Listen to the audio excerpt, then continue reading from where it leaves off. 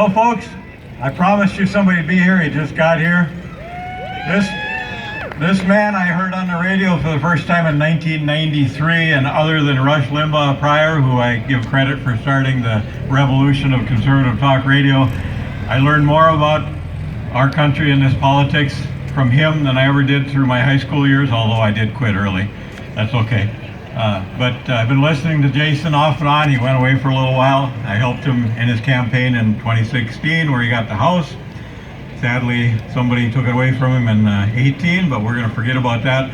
We're going to re-elect Jason Lewis to the U.S. Senate on November 3rd.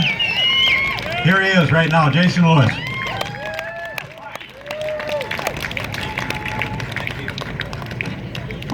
Okay, how about this, Hubbard County? Man, oh man. There's more people here today than at the Democratic National Convention. And you're awake. Man, oh man, oh damn, I forgot my goggles and mask. I'm sorry, everybody. Well, congratulations. This is a fantastic event, and I got news for you. I don't think Governor Walz is locking down anybody here today.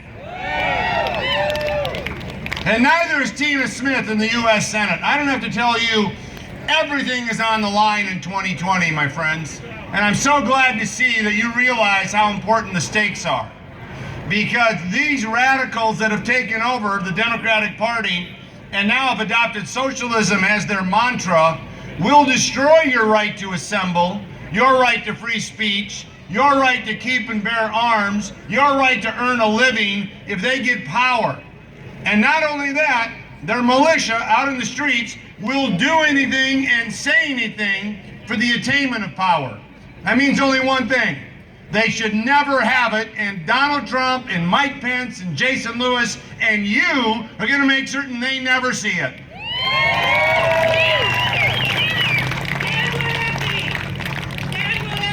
Everything is on the line in 2020.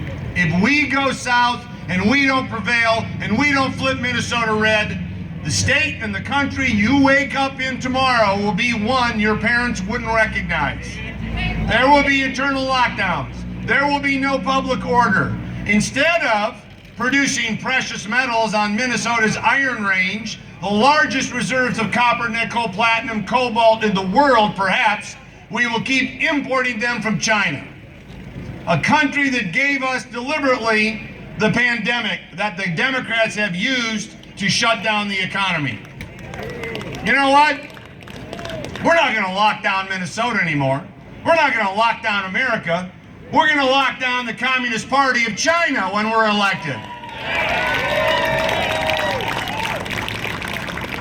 And I'll tell you something else. I got a feeling that when Donald Trump serves his second term, the riots in the streets are going to stop in a hurry. I got a feeling those days are numbered.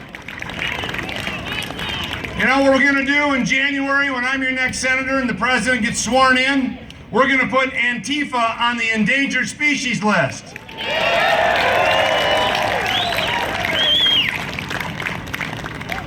It is so good to see all of you people here, and I have a direct message from Vice President Pence and the President.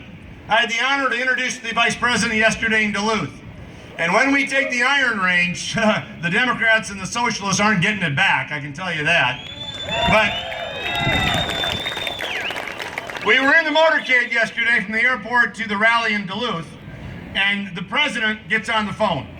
That's kind of an odd scenario. I'm in the motorcade, and there's the President from the Oval Office, and the first thing he said was, "When do I need to come back to Minnesota again because we're flipping that state red?"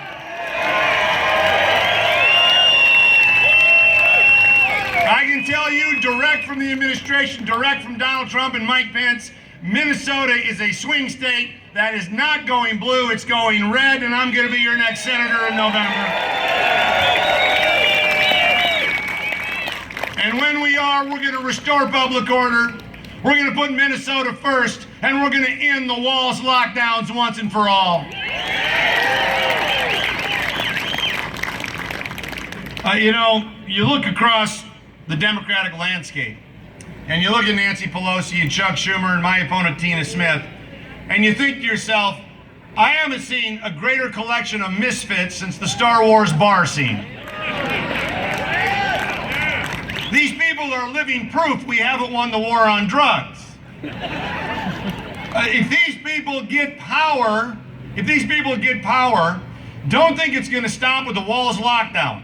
Chuck Schumer and Tina Smith have already said the first thing they're going to do is end the filibuster in the Senate so they can pass legislation to pack the Supreme Court, take away your right to bear arms, your right to assemble, your right to due process, while they make certain that taxpayer-funded post-birth abortion is legal. We're not going to let it happen. You know, Thomas Paine, the father of American independence, once said, "We have it within our power to begin the world anew again." Paine was embedded in Washington's army. Washington's army that got thrown out of New York City at the start of the Revolution, got thrown out of New Jersey, pushed across to Pennsylvania. And in that winter of 1776, when our revolution almost was defeated before it got started, Thomas Paine was embedded with Washington's army.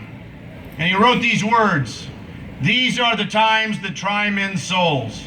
The summer soldier and the sunshine patriot will not have the gratitude of Americans, but those who persevere will have the thanks of every man and woman in America." Washington was so moved by these words that when he was camped across the Delaware, he read them to his troops. Hours later, they crossed the Delaware on a snowy Christmas Eve. They surprised the Hessians in Trenton, and we started on our campaign to win our freedom. We cannot let anybody take it away now.